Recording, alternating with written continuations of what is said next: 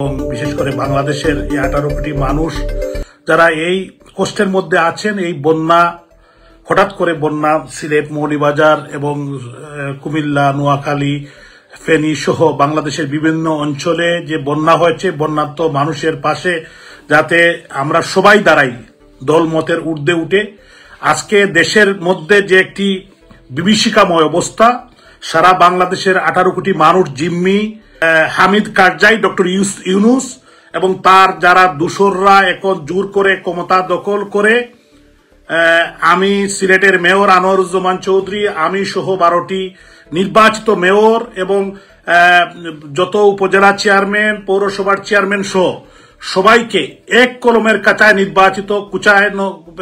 নির্বাচিত প্রতিনিধিকে বাদ দিয়ে যে স্বৈরাচারী মনোভাব এই হামিদ কারজাই, ডক্টর মোহাম্মদ ইউনূস যে প্রমাণ করেছে সে উনি গণতন্ত্রে বিশ্বাস করে না এবং উনার যে উপদেষ্টারা আছে তারা গণতন্ত্র বিশ্বাস করে না এবং আমাদের বাংলাদেশকে তারা একটি জিম্মি বানিয়েছে। আমাদের আওয়ামী লীগের, যুবলীগ, ছাত্রলীগ, স্বেচ্ছাসেবক লীগ, শ্রমিক লীগের লক্ষ লক্ষ নেতাকর্মীর বাড়িঘর ভেঙে দিয়েছে, জ্বালিয়ে দিয়েছে, যে কালচার বাংলাদেশে কোনোদিন ছিল না। বিশেষ করে জাতির পিতার 32 নম্বর, যে 32 নম্বর থেকে এদেশের মানুষের স্বাধিকার আন্দোলন, এদেশের মানুষের অর্থনৈতিক মুক্তি, যে 32 নম্বর থেকে বাংলাদেশের স্বাধীনতা, জাতির পিতার সেই বাড়িতে আগুন দিয়েছে সেই খুনি চক্র, যারা এই দেশে বিশ্বাস করে না, দেশের স্বাধীনতায় বিশ্বাস করে না, তারা করেছে বঙ্গভবনে, গণভবনে তারা লুটপাট করেছে। আমি সমস্ত দেশবাসীকে, যারা বিবেকবান মানুষ, আমি আহ্বান জানাতে চাই, আজকে যে কার্যক্রম, যে খুন খারাপি, ডাকাতি, ছিনতাই এবং বিশেষ করে শিক্ষক, বুদ্ধিজীবী, সুশীল সমাজ, নির্বাচিত প্রতিনিধির উপর যে হামলা, মামলা, নির্যাতন শুরু হয়েছে, আমি মনে করি যে এখন প্রতিবাদ করা শুরু করতে হবে। So mind it. এই দেশ থেকে আমরা যদি বেঁচেও না থাকি, আমাদের পরবর্তী প্রজন্ম যারা, এরা কিন্তু ভুলবে না, এরাও কিন্তু আপনাদের প্রজন্মকে মনে রাখবে। যারা আপনারা আমাদের বাড়ি জ্বালিয়েছেন, যারা আমাদের বাড়িতে হামলা করেছেন, যারা আমাদের বাড়িঘর লুট করেছেন, তাদেরকেও আমাদের পরবর্তী প্রজন্মরা মনে রাখবে।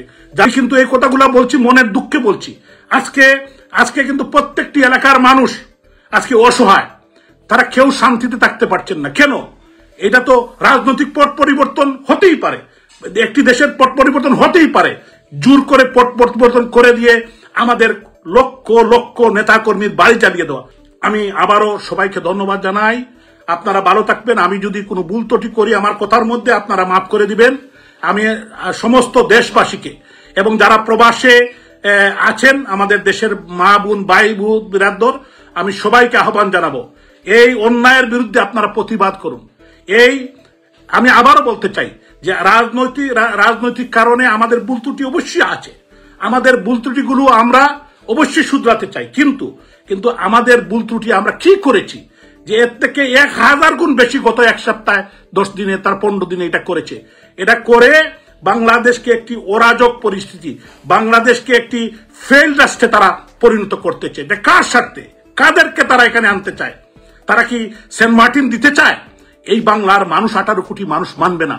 হামিদ কারজাই, আপনি এটা পারবেন না। 18 কোটি মানুষ এটা করতে দিবে না।